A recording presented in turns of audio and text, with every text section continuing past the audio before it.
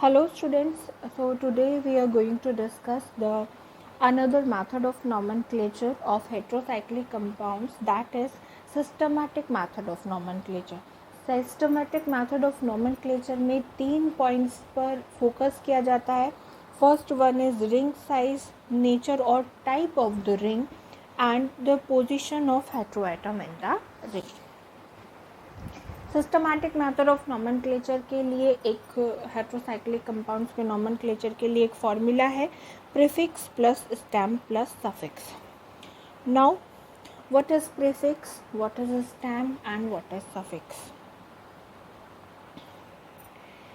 Number 1 rules हैं इसमें. Number 1 है nomenclature of heterocyclic compounds are assigned by combining prefix that indicate the heteroatom present. Prefix क्या होता है? प्रीफिक्स बताता है कि कंपाउंड में कौन सा हेट्रोएटम प्रेजेंट है. Okay, next is with stem that indicate the ring size as well as the saturation and unsaturation in the ring and suffix. Usually stem और सफिक्स दोनों एक साथ ही होते हैं, इसमें कंफ्यूज होने वाली कोई बात नहीं है. स्टैम और सफिक्स क्या इंडिकेट करते हैं? स्टैम और सफिक्स बताते हैं रिंग का साइज क्या है.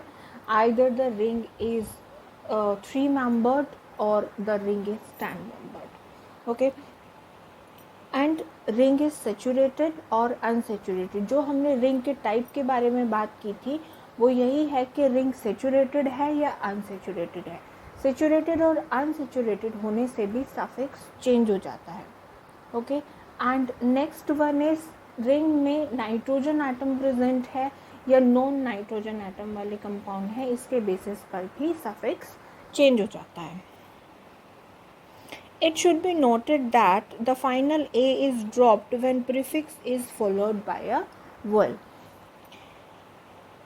अगर सफिक्स का या स्टैम का फर्स्ट वर्ड वोवेल है तो जो प्रीफिक्स है उसका लास्ट का ए जो है वो हमें रिमूव करना पड़ता है, ड्रॉप करना पड़ता है. Nomenclature of heterocyclic compound start with the heteroatom appear first. हम नॉमेनक्लेचर स्टार्ट करते हैं हेट्रोएटम के नाम से. हेट्रोएटम को हम डेजिग्नेट या हेट्रोएटम का जो हम नाम देते हैं वो हम प्रीफिक्स लगा देते हैं उसमें. If more than 2 different heteroatoms are present in heterocyclic compound, the prefix are listed in order given below. अगर किसी रिंग सिस्टम में एक से ज़्यादा हेट्रोसाइक्लिक कंपाउंड्स होते हैं तो आता है कि सबसे पहले कौन सा प्रीफिक्स लिखेंगे. तो ये ऑर्डर है, ऑर्डर ऑफ प्रायोरिटी. इसके बेसिस पर हम रिंग में उनके प्रीफिक्सेस को लगाते हैं. जैसे ऑक्सीजन है, देन सल्फर, नाइट्रोजन, फॉस्फोरस. तो इस तरीके से अगर किसी कंपाउंड में, अगर किसी साइक्लिक स्ट्रक्चर में ऑक्सीजन और नाइट्रोजन दोनों एटम्स लगे होते हैं तो सबसे पहले ओक्सा प्रीफिक्स लगेगा और नाइट्रोजन के लिए बाद में एल्जा प्रीफिक्स लगेगा. नंबर 4, इफ देयर आर 2 और more than 2 heteroatoms of same types are present in heterocyclic compounds, they are indicated by di, tri, etc.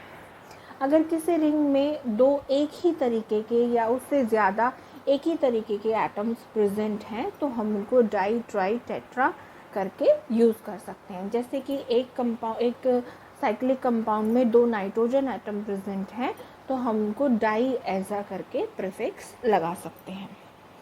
Number 5, the position of saturated atom is numerically indicated with prefix H as the part of the name of the ring system. It should be noted that where there is a choice of numbering, the indicated position is given the lowest possible number.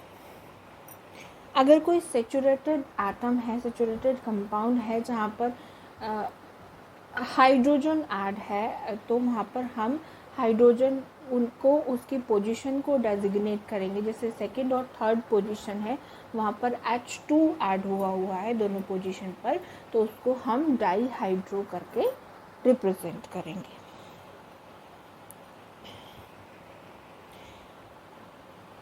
Now this is the table जिसमें कि हमें बताया गया है कि अलग अलग atom के अकॉर्डिंग उनके अलग अलग प्रीफिक्सेस क्या होंगे।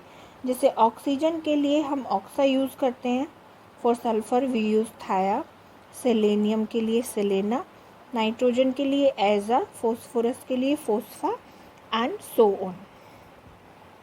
इसमें arsenic, antimony, bismuth, silicon, tin, lead, boron, mercury, ये डिफरेंट हेट्रो एटम्स हैं और उनके अकॉर्डिंग उनके सिंबल्स हैं और उनके प्रीफिक्स हैं जो हमें नोमेनक्लेचर में यूज़ करने हैं।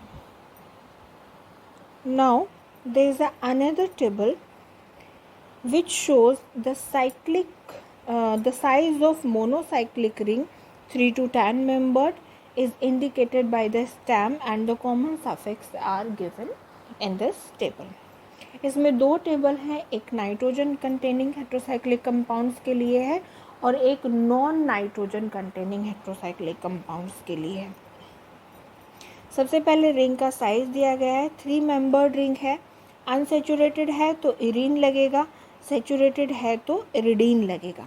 वहीं अगर किसी भी साइक्लिक कंपाउंड में नाइट्रोजन प्रेजेंट नहीं है, नॉन नाइट्रोजन कंटेनिंग कंपाउंड है, तो उसमें अनसेचुरेटेड के लिए इरेन एंड सेचुरेटेड के लिए इरेन लगेगा। आई अनसेचुरेटेड के लिए IRENE एंड सेचुरेटेड के लिए IRANE। सेम उसी तरीके से जैसे अनसेचुरेटेड है एल्कीन्स है तो ईन लगता है और सेचुरेटेड है एल्केन्स है तो एन लगता है।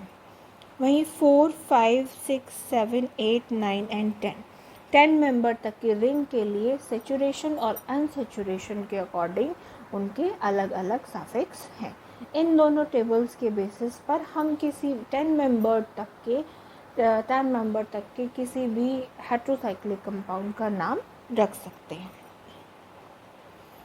Now here are some more examples like aziridine, oxirane, thyrane, thyrine, azitidine, oxetane, thietane, thiopene, azocine, etc.